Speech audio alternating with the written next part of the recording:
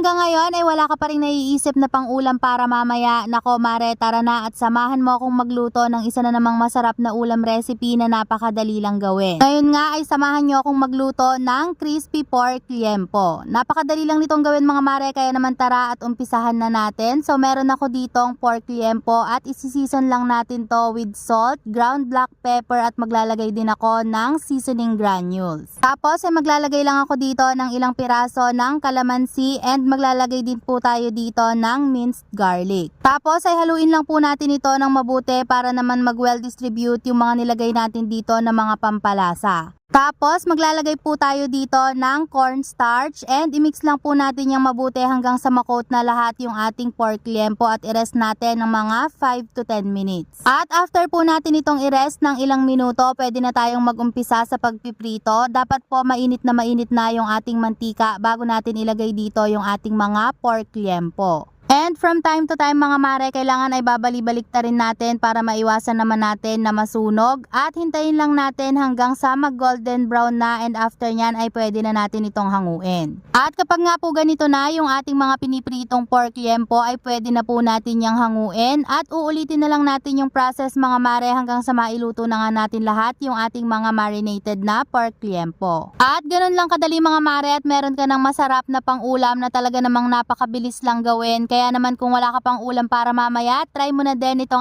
ating crispy pork liempo. At hanggang dito na lang mga mare, sana nagustuhan nyo ang ating pang ulam recipe for today. Thank you so much guys for watching and God bless!